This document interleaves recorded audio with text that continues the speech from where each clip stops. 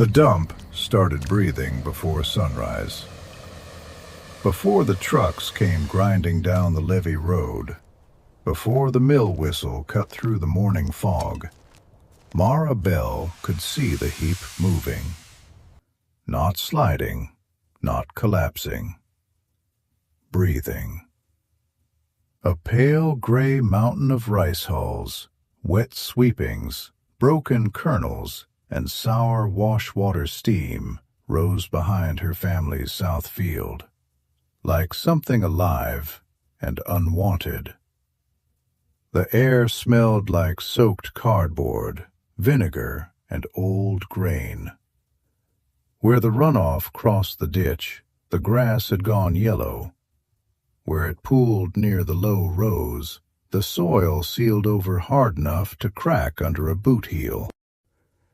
And where Mara's grandfather had once grown beans tall enough to hide a child, nothing came up now except sedge and flies. Mara was 17. She wore her brother's patched work coat, a seed company cap with the stitching half gone, and boots that leaked at both toes. She had watched the Darden Rice Mill unload waste behind her family's farm since she was 10 years old. At first, the mill called it temporary storage. Then they called it a drainage matter. Then they stopped calling it anything at all.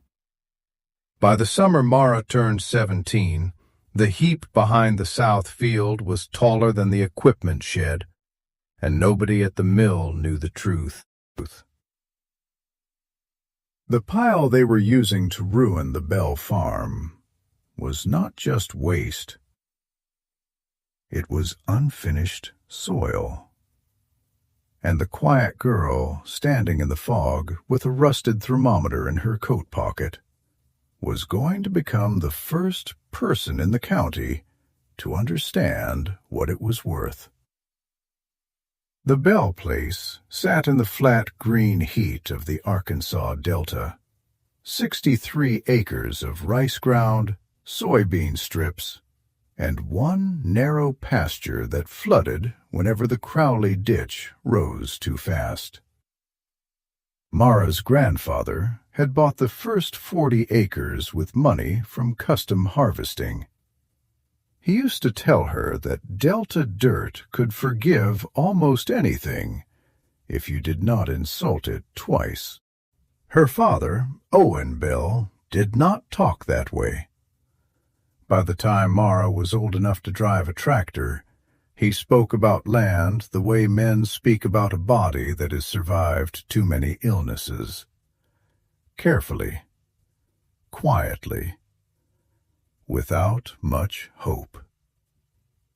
The trouble began when Darden Rice Mill expanded its dryers and added a parboiling line 2 miles up the road. A representative came by in a clean white truck parked beside the barn and told Owen Bell the company had acquired the neighboring parcel. There would be some byproduct holding, he said, a seasonal arrangement. A managed agricultural residue site. Mara remembered the words because they sounded expensive enough to hide something simple. They were going to dump behind the Bells. Her father asked how long. The man smiled and said, "Only until the new handling system is certified." That was 7 years ago. Since then, the south field had changed color. The low end stopped draining after hard rains. The water in the shallow well began to taste faintly metallic. A strip of soybeans along the ditch came in weak every spring, then burned pale by July. Owen wrote letters. He went to the county office. He drove to the mill and waited in a paneled room under a framed photograph of men cutting a ribbon. The manager, Cole Darden, always received him politely. That almost made it worse. Cole never shouted, threatened. He only folded his hands and spoke in calm, exhausted phrases. Operational necessity, regulatory sequencing, non-hazardous agricultural material, ongoing mitigation. Then he would shake Owen's hand, promise to review the situation, and return to a business that made every complaint sound smaller than a truckload of rice hulls. The neighbors kept their heads down. Some leased ground to Darden. Some hauled for Darden. Some had sons working night shift in the drying sheds.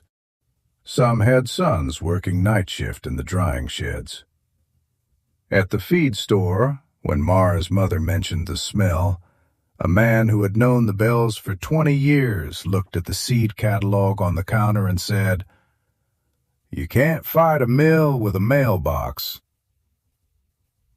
Mara heard him. She also heard her mother stop talking. That was the year Mara stopped believing rescue was a natural event. It did not happen in a courtroom. It did not happen at a public meeting. It started with a vine. Late October, after a week of dry wind, Mara was walking the back fence with wire pliers and a roll of baling twine. She had gone out to fix a gap where a calf had pushed through, but when she passed the oldest part of the dump site, she stopped. That corner had not been used in years.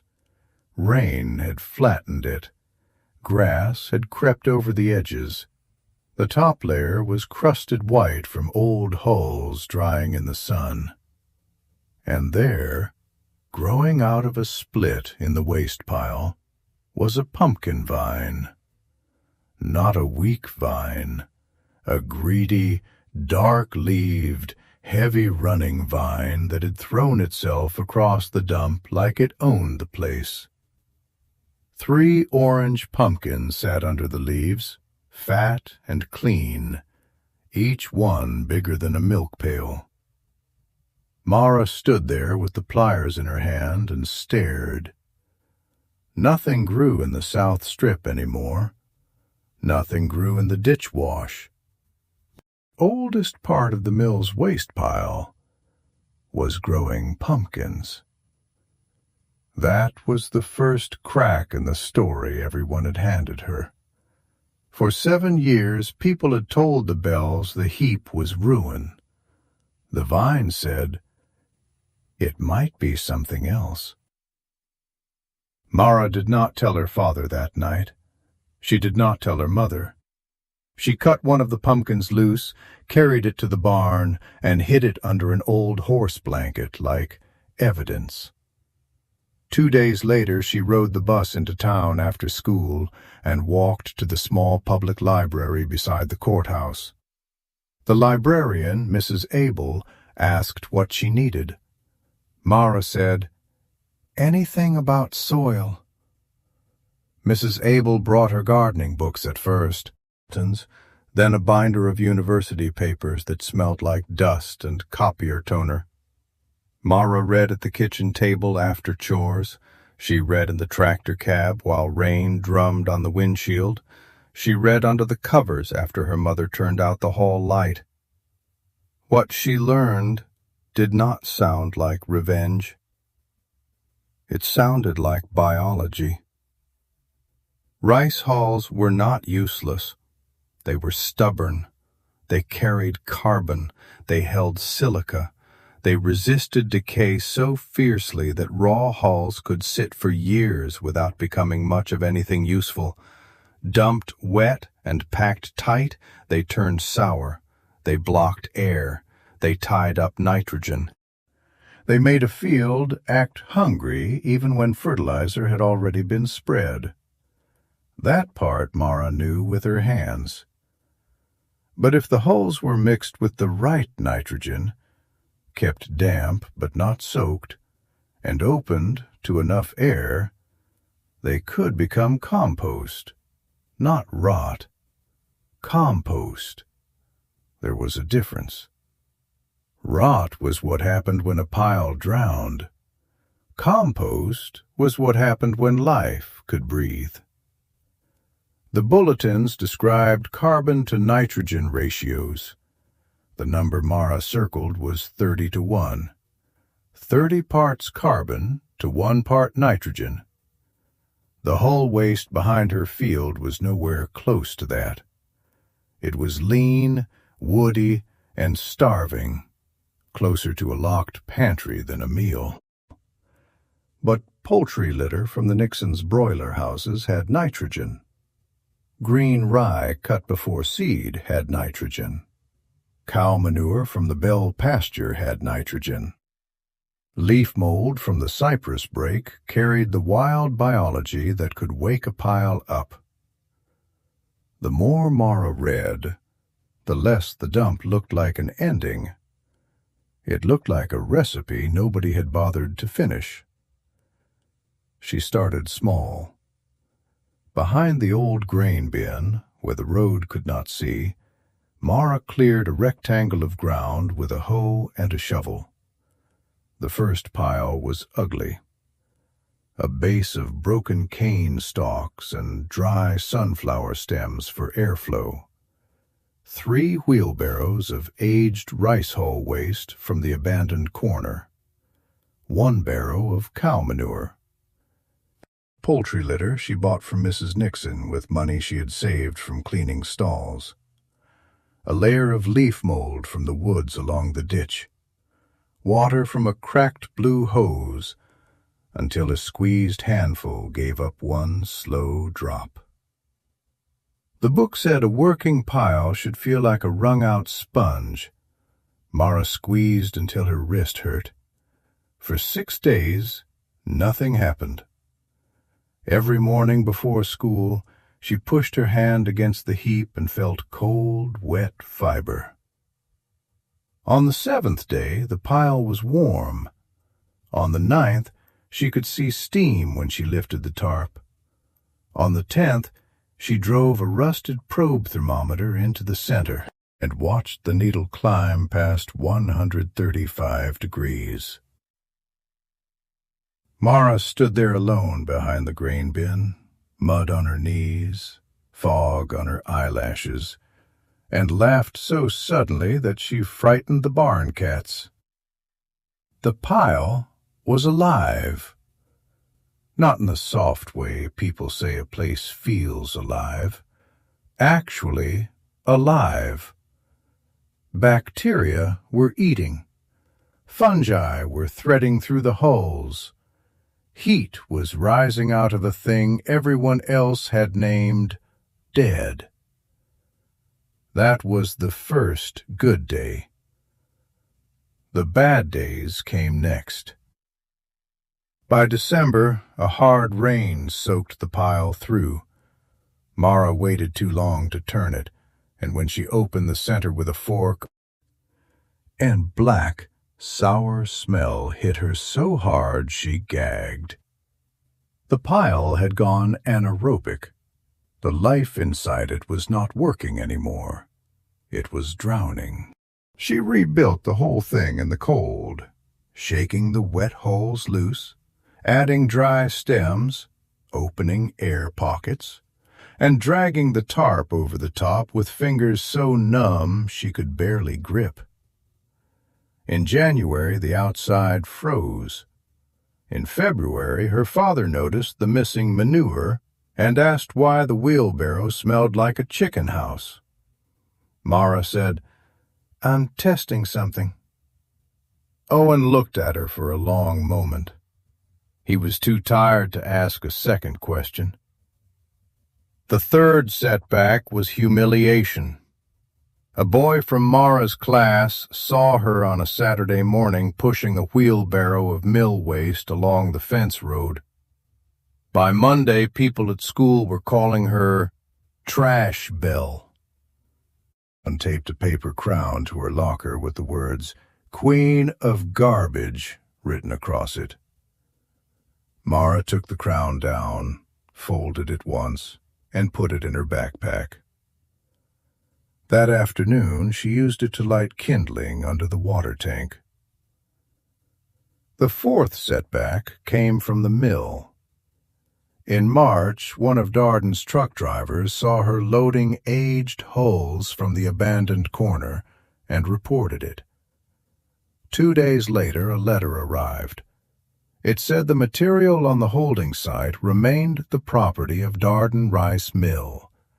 It said removal was not authorized. It said further action could be taken if unauthorized handling continued. Owen read it twice at the kitchen table. He set it down and rubbed both eyes with the heels of his hands. "Mara," he said, "please say you haven't been stealing trash from the people burying us in it." She wanted to say it was not trash. She wanted to explain carbon and nitrogen and heat and oxygen and the pumpkin vine and the thermometer needle rising like a secret. But the letter lay between them like a brick. Her mother stood at the sink with her arms folded. Outside, another truck groaned past the house toward the south field. Mara felt smaller than she had felt in years.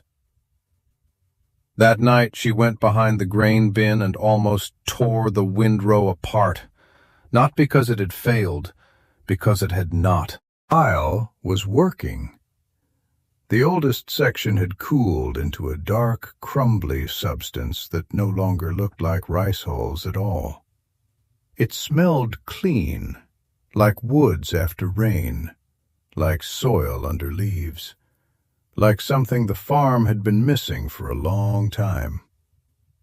She picked up a double handful and let it fall between her fingers. Then she understood the worst piece of it. If she was right, the mill had spent 7 years damaging the Bell farm with the raw version of what could have saved it. And if she was wrong, she was just a girl standing in the dark holding garbage. The next morning she carried a coffee can of finished compost to school and set it on Mr. Leland taught agriculture in a classroom that smelled of chalk, diesel, and old FFA jackets. He was a narrow man with silver hair and a habit of listening longer than most adults could stand. He opened the can. He looked at the compost. He smelled it.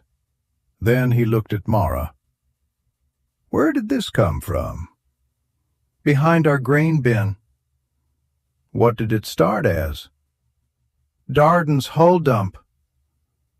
Mr. Leland did not smile.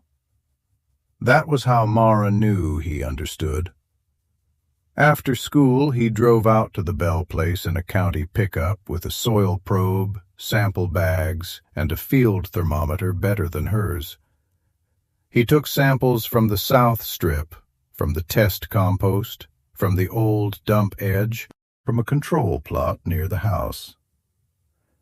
He came back 4 days later and sat with Mara and her parents at the kitchen table. The finished compost was not perfect, he told them. It ran a little high in potassium. It needed more curing time. A bigger operation would need a better turning schedule and moisture control. But the biology was real. The pile had reached thermophilic heat. The raw, sour smell was gone. The texture had changed. The finished material carried usable nitrogen, phosphorus, potassium, trace minerals, and microbial activity far above the tired south field. Then he pointed to the numbers. The control plot near the house tested at just under 2% organic matter. The south strip was worse. The compost amended sample from Mara's small bed tested over 4%. Owen Bell did not speak for almost a minute. He picked up the coffee can. He tipped the compost into his palm. He rubbed it between his thumb and forefinger, as if he were trying to remember a language. Finally, he said, How much can you make? That question changed everything. Mara did not get permission from the mill. She got permission from the land. Her father wrote back to Darden Rice Mill, not with anger this time, but with a request for a written waste use agreement. Cole Darden ignored it. So Owen sent a second letter with Mr. Leland's test results attached. That one got answered. By late April, the Bells had access to the oldest hull piles that Darden no longer wanted to move. Nothing official was admitted. No apology came. The paper called it a pilot reuse arrangement. Mara called it enough. She built 3 windrows behind the equipment shed, each one 40 feet long and as high as her shoulder. She learned to turn them with the front loader without compacting the base. She learned that too much poultry litter made heat spike too fast. She learned that rain could ruin a week of progress if the tarp sagged. She learned to read steam, smell, color, and weight the way her father read clouds. By June, she spread the first real batch on a quarter-acre test plot near the house. Not the ruined South Strip, not yet. She chose a sandy piece of ground that had been giving them poor beans for 2 years. She worked in the compost at planting. Then she waited. By the second week of July, the test plot no longer matched the field around it.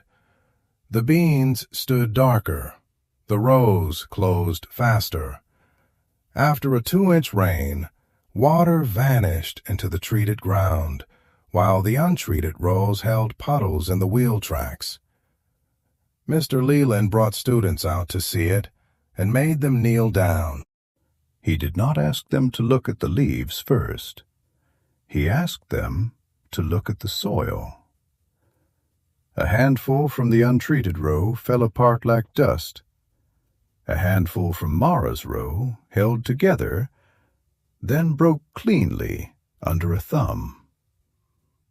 That, he said, is structure. By August, the neighbors had started slowing their trucks. Pete Voss, who farmed across the road and had once told Owen Bell the mill was too big to argue with, stopped at the fence one evening while Mara was checking moisture under a tarp. He watched her for a while. Then he said, "Your beans are holding green." Mara kept the probe in the pile. "They are. What are you putting down?" She looked past him toward the gray Hall Mountain behind the ditch. "The part of the dump that learned how to breathe." Pete frowned as if he wanted the sentence to be foolish. But the field behind her would not cooperate. The field looked too good. The county found out in September, not through a speech, not through a lawsuit, through yield. The Bell test plot cut 18 bushels better than the untreated strip beside it. That number moved faster than pity ever had. By October, 3 farmers had asked Owen if Mara would look at their hard-pan corners. In November, Darden Rice Mill asked whether the Bells would consider helping design a larger composting site so the company could reduce hauling and avoid future runoff complaints. Cole Darden came himself this time. He wore boots instead of dress shoes. Mara met him beside the windrows. She expected to feel triumphant. She did not. Standing in front of him, with the steam rising from the piles and her father leaning against the loader, she only felt clear. Cole looked at the rows of darkening compost. He looked toward the south field. Then he said, carefully, "We may have misunderstood the material." Mara did not answer right away. A truck shifted gears on the road. A crow lifted from the ditch. The wind moved across the haul piles and carried a smell that was no longer sour. Finally, Mara said, "No, you understood how cheap it was to leave it there." Her father looked at her. Cole looked at the ground. No one in the yard laughed. That winter, the South Strip did not heal all at once. Land does not forgive on command. Mara spread compost in narrow bands first. She planted winter rye to hold the surface. She worked in litter only after balancing it with hulls. She stopped trying to force recovery into a single season. The next spring, the ditch bank held. The year after that, earthworms returned to the low rows after heavy rain. By the third year, the soil no longer crusted white at the edges. By the fifth, Owen planted beans there again and got a stand thick enough that he walked the field twice just to look at it. The mill changed, too, though not in the way stories usually pretend. It did not become noble. It became practical. Waste fees were rising. Runoff scrutiny was tightening. Farmers were asking questions. And Mara's windrows had proven that the cheapest way to handle the hulls was no longer to bury them behind someone else's fence. Darden built a composting pad with drainage controls. Mara, still not old enough to rent a car without trouble, was paid to help train the first crew. At 22, she was managing a small soil cooperative that took hulls from the mill, litter from broiler houses, and crop residue from neighboring farms. At 24, she could point to 5 recovered fields, 11 seasons of compost use, and enough improved yields that even men who did not like being taught by a young woman had stopped calling it luck. Her father kept the first soil test in a frame above the kitchen sink. The paper had yellowed, the ink had faded, but he liked that first number. 4% organic matter from a bed made out of what everyone had thrown away. Years later, people asked Mara what she had discovered behind the grain bin. They expected her to say fertilizer.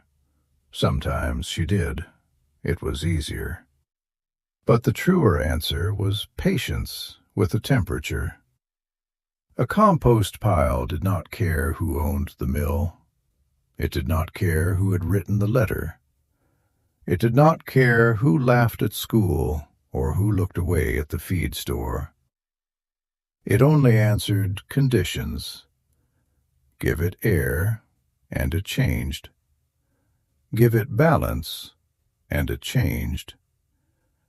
Give it time without abandoning it, and it changed completely. That was the lesson the land had been trying to teach before anyone at the county office would listen. Waste was not always the opposite of value. Sometimes waste was value before understanding arrived. The gray hill behind the Bell farm did not disappear in one season.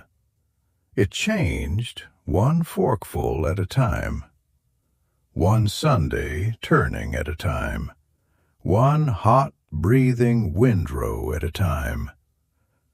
And the girl everyone laughed at for hauling garbage became the person they called when their own fields stopped answering. Because Mara Bell learned the thing the mill never did. Soil does not need a powerful person to name its worth. It needs someone patient enough to let life finish the sentence.